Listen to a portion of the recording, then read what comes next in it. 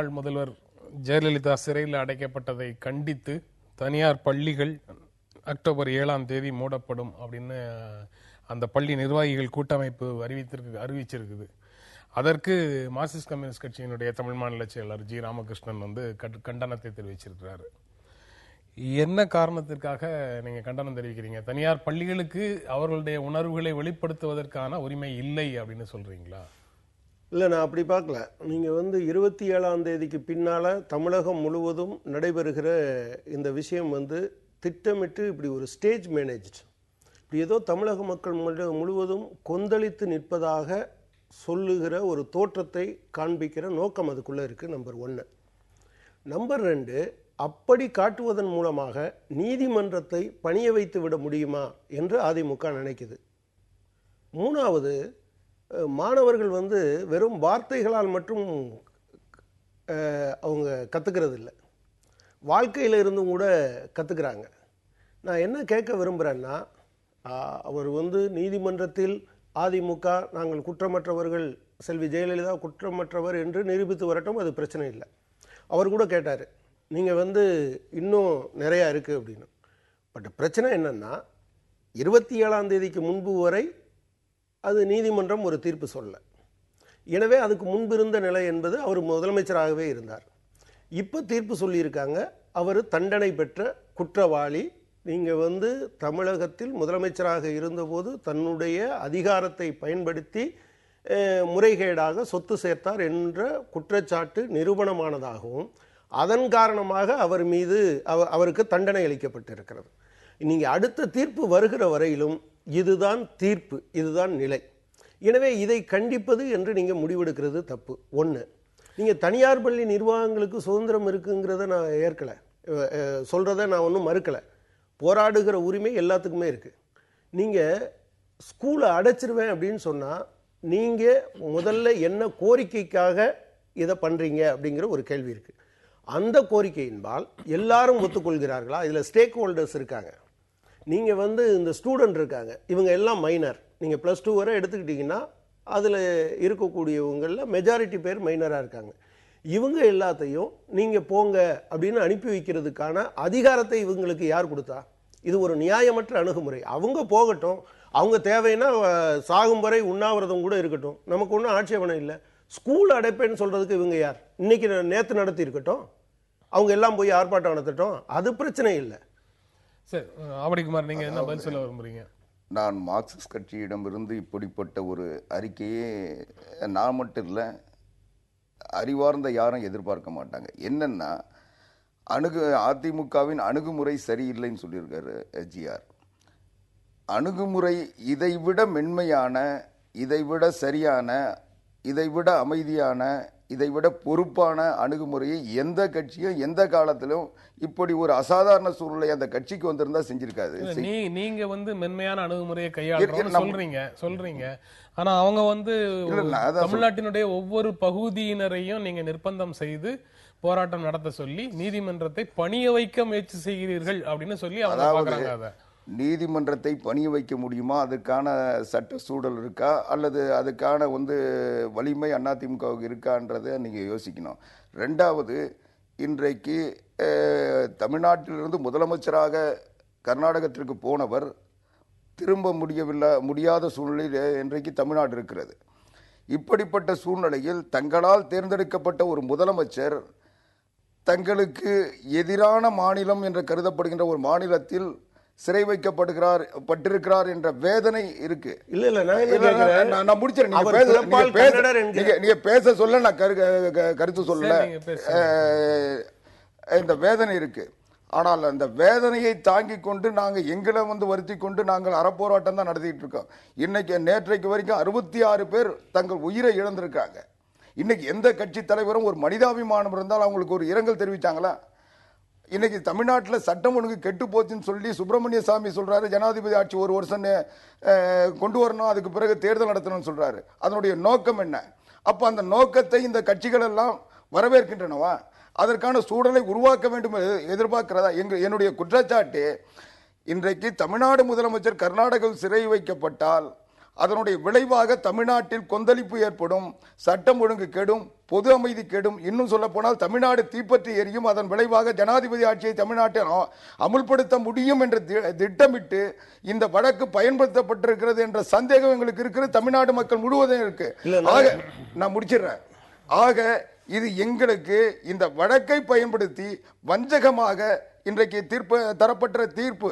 இன்னும் சொல்ல போனா இன்னைக்கு இந்தியாவில் தமிழ்நாட்டில் குற்றம் சாட்டப்பட்டவர் இலங்கையினுடைய அமைச்சராக இன்றைக்கு இருக்கின்ற டக்ளஸ் தேவானந்தா.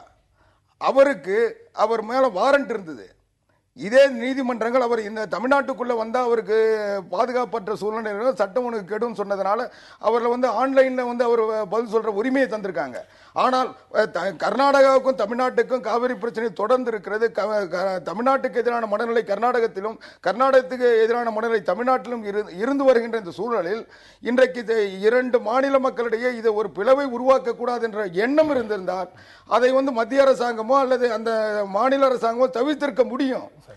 எப்போதுமே இந்த திராவிட கட்சிகளுக்கு உண்டான குணாம்சம் என்னன்னா, அந்த மெரிட் ஆஃப் த கேஸுக்குள்ள போறதுக்கு பதிலா அதை ஒரு இனவெறியை அல்லது மொழிவெறியை தூண்டுவதன் மூலமாக அது ஒரு அரணாக வைத்துக் கொள்ளுகிற ஒரு டாக்டிஸை அவங்க தொடர்ச்சியாக பின்பற்றிட்டு இருக்காங்க. நான் என்ன கேட்கிறேன், செல்வி ஜெயலலிதா அவர்கள் அந்த மாதிரி ஒரு முரண் முற்றிலுமாக இல்லைன்னு நீங்க சொல்ல முடியும் இல்ல. நான் என்ன கேட்கிறேன், செல்வி ஜெயலலிதா அவர்கள் அந்த காலம் முழுவதும் ஏராளமான முறையீடுகளை செய்திருக்கிறார். அந்த காலத்தில் எந்த நிலையிலாவது நான் கர்நாடகத்தில் இந்த வழக்கு நடத்துவது எனக்கு பாதகமாக முடியும், எனவே வேறு இடத்துக்கு மாற்ற வேண்டும் என்று என்றைக்காவது கேட்டிருக்காரா? இறுதியில கேட்டிருக்காங்க. தீர்ப்பு வாசிக்க நீங்க தீர்ப்பு வாசிப்பதற்கு முன்பாக கேட்பது என்பது வேற. நீங்க இவ்வளவு காலம் முழுவதும் ஏன் கேட்கலங்கிறது ஒண்ணு. இன்னொன்னு, இதை இன்னொரு பக்கமா பாருங்க. ஒருவேளை அவர் நிரபராதி என்று சொல்லப்பட்டிருந்தால் இன்னொரு தரப்பு என்ன சொல்லியிருப்பாங்கன்னா, இவர் பிறப்பால் கன்னடர், எனவே கர்நாடகாவில் நடந்ததுனால அவர் விடுவிக்கப்பட்டார் அப்படின்னு. இதுதான் இஷ்யூ. அதாவது எல்லா பிரச்சனையுமே அவங்க அரசியல் பார்வையில் இருந்து அந்த விஷயத்தை பார்க்கிறாங்க அப்படிங்கிறது.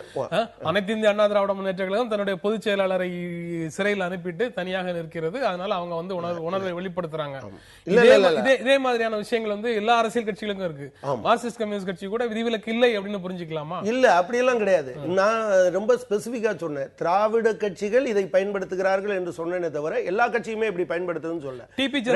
டிபி சந்திரசேகரன் படுகொலைக்கு பிறகு ஒரு 3 மார்க்சிஸ்ட் கம்யூனிஸ்ட் கட்சியினுடைய நிர்வாகிகளை அமர்வு நீதிமன்றம் குற்றவாளின்னு சொன்னதற்கு பிறகு இந்த தீர்ப்புக்கு எதிராக கேம்பெயின் பண்ணுவோம், மேல்முறையீடு செய்வோம், அதே சமயத்தில் தீர்ப்புக்கு எதிராக பிரச்சாரம் செய்வோம் அப்படின்னு சொல்றது. பிரச்சாரம்ங்கிறது நீங்க கூட்டங்கள்ல பேசுறத மட்டும் சொல்றீங்க.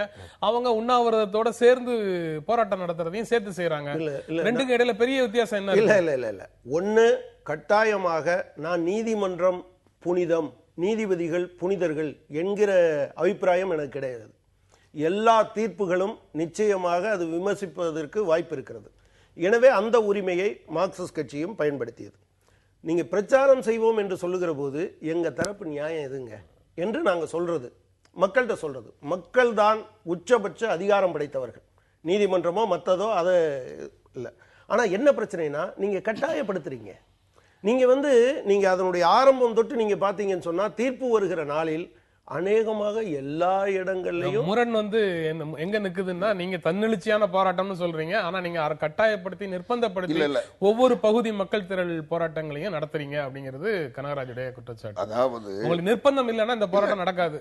நிர்பந்தத்தை யார் படுத்துறாங்க? இன்றைக்கு புரட்சி தலைவி அம்மா அவர்கள் அந்த சிறையில் போனதற்கு பிறகு யாரையுமே சந்திக்கல.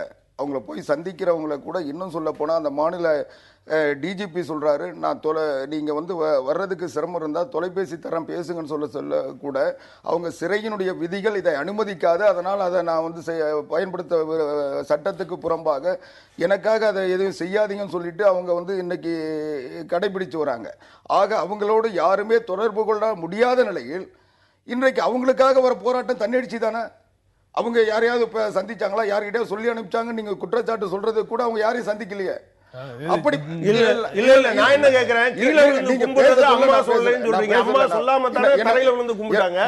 அது அவங்க உணர்வுங்க, அது மட்டும் அவங்களுடைய உணர்வு. அதை இவர் தட்டி கேட்க மாட்டார். நீங்க ஒரு முதலாளிக்கு எதிராக போட்டு லாக் அவுட் பண்ணலாம், அதுக்காக போராட்டம் நடத்தலாம், ரோட்ல போற பஸ்ஸை மறிக்கலாம், பொதுமக்களுக்கு இடையூறா வந்து மறியல் பண்ணலாம், அதெல்லாம் சட்டம் அனுமதிக்கணும். இது அனுமதிக்க கூடாதா?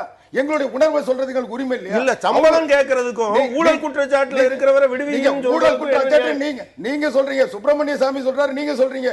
அது உங்களுக்கு இருக்க ஒற்றுமை, அதை பத்தி நாங்க விமர்சிக்கலாம். அதை நீதிமன்றம் இறுதியா சொல்லிட்டோம், உச்ச நீதிமன்றம் சொல்லிட்டோம். ரெண்டாவது 5 வருஷத்துல 32 கம்பெனி எங்க இருந்துங்க வந்தது? நீங்க முதலமைச்சராக இல்லாத போது கூட உங்களால நான் நிறைய பேசுவேன். பேசலாம், தாராளமாக பேசலாம். ஆனா உங்களை மாதிரி வந்து வழக்க பத்தி பேச வேண்டிய அவசியம் எனக்கு இல்லை. இப்போ அது பேச வேண்டிய நேரத்தில் நாங்க பேசுவோம். ரெண்டாவது, இன்னைக்கு சொன்னாரு பிறப்பால் கன்னடர், அதுவே வன்மையா கண்டிக்கிறேன். அவங்க தமிழ்நாட்டை சார்ந்தவர், ஸ்ரீரங்கத்தில் பிறந்தவர், தமிழ்நாட்டில் இருந்தவர். ஆனால் அவர் பிறக்கின்ற பொழுது கன்னட, இது இப்ப அத்வானி வந்து